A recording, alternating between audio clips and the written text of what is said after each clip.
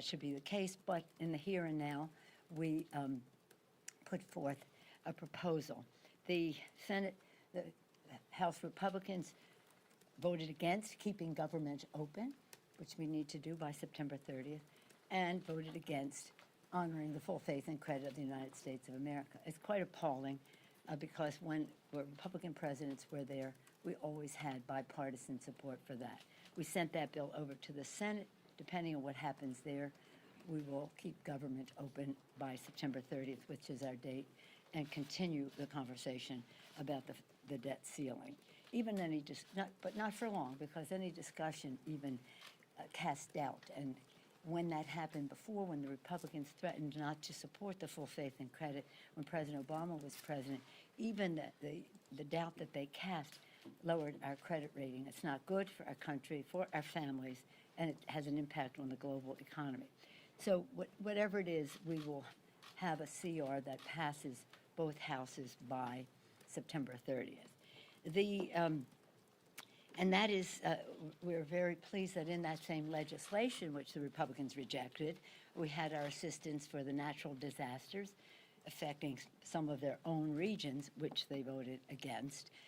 But again, necessary to immediately meet the needs of the American people in time of disaster, as well as the legislation, the appropriations for Afghan evacuees to further welcome them to our country, meet their needs, and to do so in a timely fashion. We've gotten such a tremendous response from areas affected by Hurricane Ida, which is the focus of this legislation, to say, Ida struck, and you already are putting forth funding to make our communities come as close to whole as possible. Very grateful. Again, when we talk about the debt ceiling, we're not talking about future spending. It's important to note this is to pay the incurred cost. Last year, Democrats and Republicans together incurred costs for COVID that need to be paid for. This is a credit card bill that we owe. Under President Trump, only 3% of the debts, of the costs that we're dealing, only 3% have occurred under the Biden administration. This is largely under the Trump administration. And again, Democratic or Republican president, we have to lift the debt ceiling. So when Trump was president, he increased the debt by $7.8 trillion. Now, we take participation in the COVID expenses, but not the tax scam that added at least $2 trillion to the national debt. So again, we've done it before. We've worked in a bipartisan way. It's always been bipartisan, and that's how we want to keep it. Again, it would cost 6 million jobs, wipe out $15 trillion in household wealth, nearly doubling the unemployment rate to 9%, and increased borrowing costs for all Americans. It would be a catastrophe, and that's, don't take it from me. But let me just quote Mitch McConnell when this came up during the Trump years. Mitch McConnell said the following. He said, Mitch McConnell stated that not supporting a debt limit suspension, okay, and this is what he said, ensures that Congress will not throw this kind of unnecessary wrench into the gear of our job growth and thriving economy. When Trump was president, they didn't want to throw a wrench, unnecessary wrench, into the gear of our job growth. Today, he's threatening to do just that. We urge him to stop holding the debt and the economy hostage. Again, also on the floor today, we'll be doing, we'll be doing NDAA, strengthening our security, honoring our service members, upholding our values. And today, we'll have legislation on the security interests that we have in the Middle East by putting additional funding for the Iron Dome. It's a defensive system. It's part of the Memorandum of Understanding and negotiated in 2016, and it will strengthen that support. So, again, we stand united on a bipartisan, bicameral basis for Israel's security, which is vital for American security. Again, we pray for every innocent life that is lost in the conflict on any side of these arguments. Tomorrow, led by Congresswoman Chu, we're passing the Women's Health Protection Act. This is a very exciting day for some of us in the Congress of the United States. We've long been supporters of Roe v. Wade. We haven't been able to codify it because we never had a Democratic pro-choice majority with a Democratic president. And now we do. And now we do. Every woman everywhere has a constitutional right to basic reproductive health, yet for years that has been questioned by some. And so, do you know about the Texas law and the rest of that? I don't have to go into the reason why we have to do this, but the Texas law goes beyond a discussion of a woman's right to choose. It's about vigilantes and bounty hunters and something that is so un-American, and it has evoked a response. Okay, it's unconstitutional and unjust. Okay, and then yesterday, this is probably why you're all here today, Leader Schumer and I met with the president about Build Back Better legislation, and it is so exciting. It's going to do so much for our country. One of the biggest middle-class tax cuts for families ever, creating millions of good-paying jobs, unleashing the full power of women in the workplace. Again, when women succeed, America succeeds. That's what we say. And that's with, now, if you're a woman in the workplace, this bill's for you, even for some dads. Child care, child tax credit to help pay the bill. Universal pre-K. Home health care, not necessary for a child, could be for a person with disabilities or a senior in the home who needs personal attention. Family and medical leave, paid family and medical leave. So it's just, again, unleashing the power of women in the workplace in a way that has never been done before in our country. It's historic, it's transformative. And when COVID struck, more than 4 million women had to withdraw from the workplace because they didn't have child care, or they couldn't afford child care, or the schools were not open, so that they had to stay home. And some dads, too. So it's not just about women, but overwhelmingly it is. So it is addressing some of that. We knew this problem existed, but COVID made it even more apparent.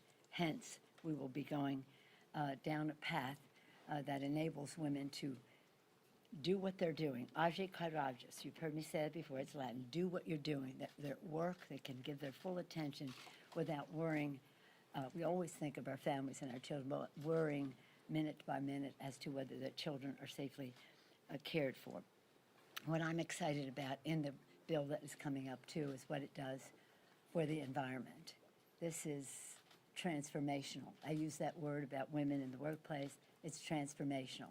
The president has established some goals for protecting the environment and saving the planet, and this legislation does just that in a way, as we were honored by the Secretary of the Treasury and the leader of the Senate earlier, that is paid for. So it's pretty exciting. We have plans that are not punitive to those. We don't resent anyone, their success or their achievement, but we do want everyone to pay their fair share, and in doing so, help build our economy better with women in the workplace. So that's pretty exciting for us. Yesterday, I had the privilege of welcoming two heads of state, Boris Johnson. Maybe some of you were at that presentation with Boris Johnson, Prime Minister Johnson, and then later in the day, in the morning, same morning, with Prime Minister Scott Morrison of Australia. Why I bring it up in association with climate is that they were so exuberant about the urgency of addressing the climate issues. Of course, we thanked the Prime Minister of UK for hosting COP26. I just had the privilege of doing that at 10 Downing over the weekend when I was at the G7 heads of parliament, and to see what was happening there in preparation for the COP26 But then he made a presentation to our bipartisan leadership of his priorities and strongly, strongly, strongly talking about what the UK was doing in terms of climate. And the Prime Minister of Australia, Morrison, he was saying we're not only addressing the Paris Accords, our slogan is we meet it and we beat it. And so they're leading the way, and that's what we all have to do, is meet our emissions responsibility and our financial responsibility to other countries so that when we leave COP26, having fulfilled our obligations to the Paris Accords and then to go further. It's a health issue for our children, clean air, clean water. It's a jobs issue for our country, green technologies, being preeminent in the world on those. It's a security issue because security experts tell us that migrations and the rest, rising sea levels, thermal management of the planet, drying up of rivers, encroachment of deserts, the list goes on. You know what they are, I think. That is cause for competition and conflict over habitat and resources, so it's a security issue. Health, jobs, security, and of course a moral issue if you believe, as I do, that this is God's creation and we have a moral obligation to be good stewards. But even if you don't share that view, we all agree that we have a responsibility to our children, grandchildren, future generations to hand off the planet in a very responsible way. So a lot going on, from a woman's right to choose to preserving the planet, and central focus now on getting the job done that we're on a path to do. The President has given us a path for a better future for our country, a fairness and a justice, whether it's economic or environmental justice or whatever. I'm so proud of our members working it, writing the bills, having their own discussions about it all. Now, but the President put us on a course. We intend to stay the course and pass both of these bills as soon as possible. Any questions? I probably should reward people who come here most. Okay, thank you. And then we'll go to others. Could you please first elaborate on what Senator Schumer just said? He said that you have reached an agreement on a framework that will pay any final negotiated settlement. Does that mean House Democrats and progressives and moderates have agreed on tax rates, how much this bill will cost, and a price tag? And what's the price No, tag? what we said was the House, the Senate, and the White House came to an agreement on how we can go forward in a way to pay for this. I don't know how you define some of the terms you use loosely there, but overwhelmingly, our New Dem coalition, which a long segment of our moderates have represented us at the meeting yesterday, have been very strong on child tax credit, extending the Affordable Care Act subsidies and the rest. The list goes on. So we have consensus in overwhelmingly, maybe 10 to 1, 20 to 1 in our caucus as to these priorities, a higher percentage in the Senate. But we wanted to make sure that it was paid for. And I'm a pay-go person. Pay as you go. Sometimes I have a little disagreement in my caucus with some who just don't necessarily think we should do that, but I do.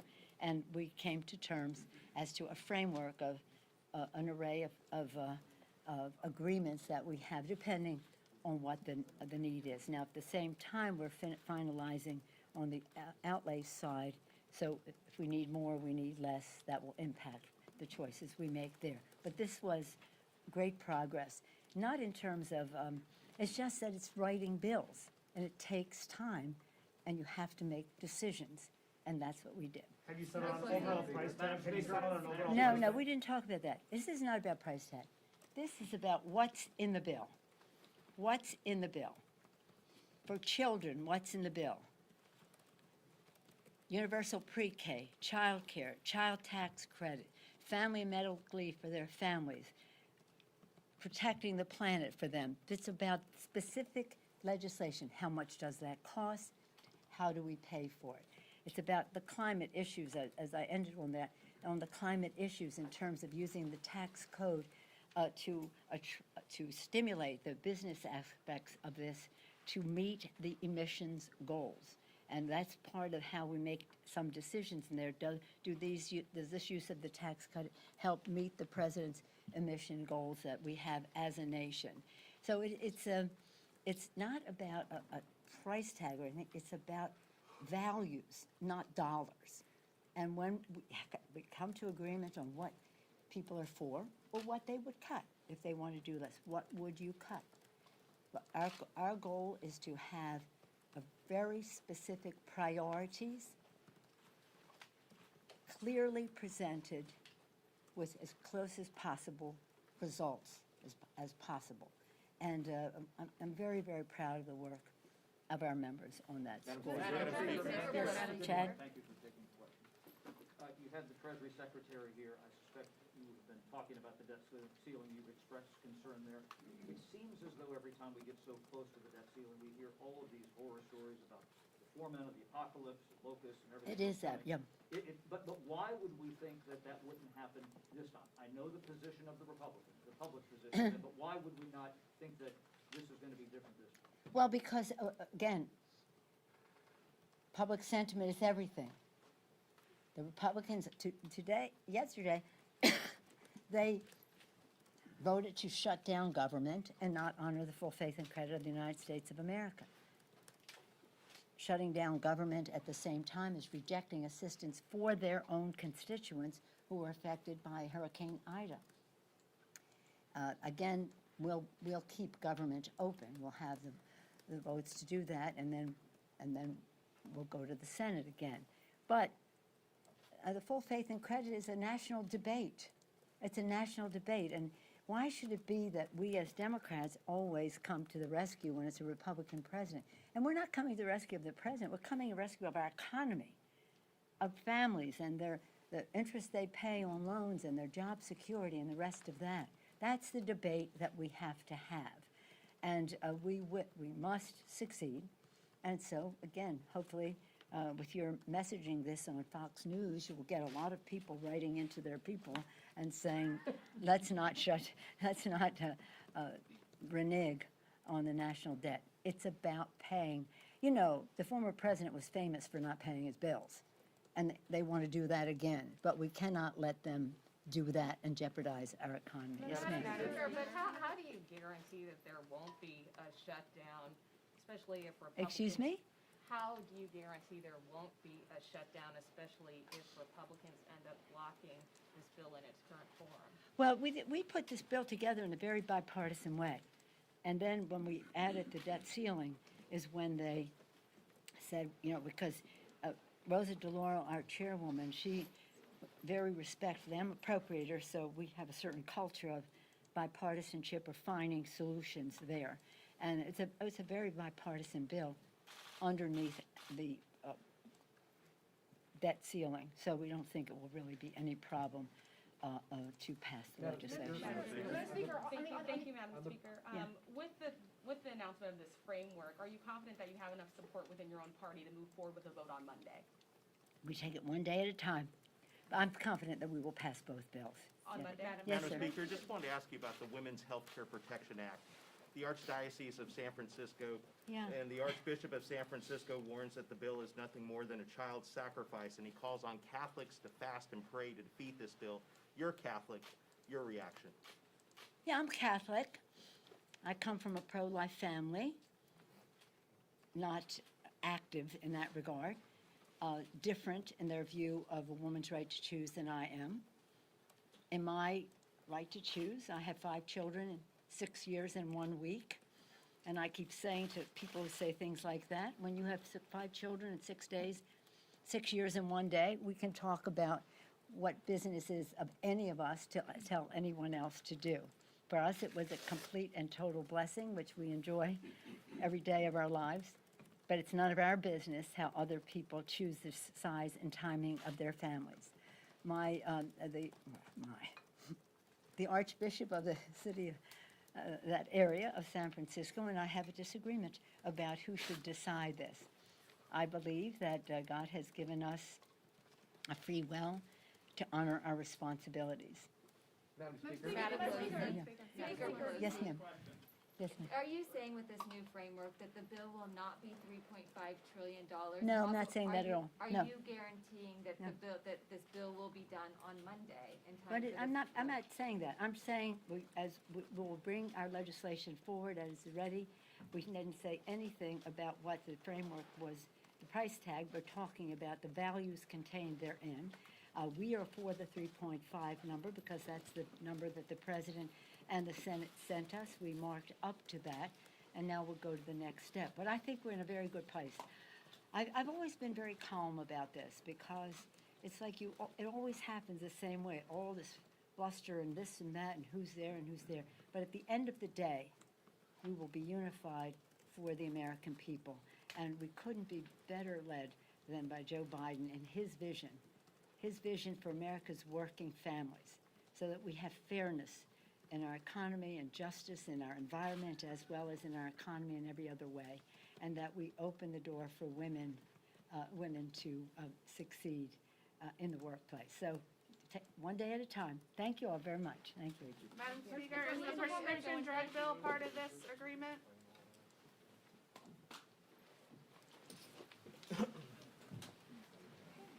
Yeah, with that person.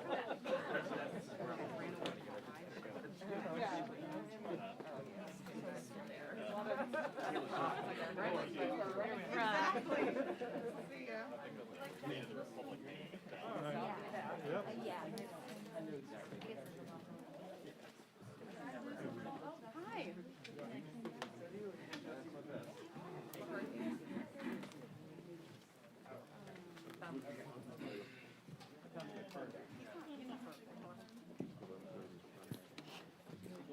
No, that's fine. You're good.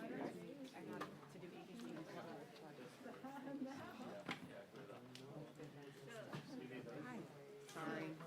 Last time I did ABC News. Special shout out, Manu. Nothing like a special shout out.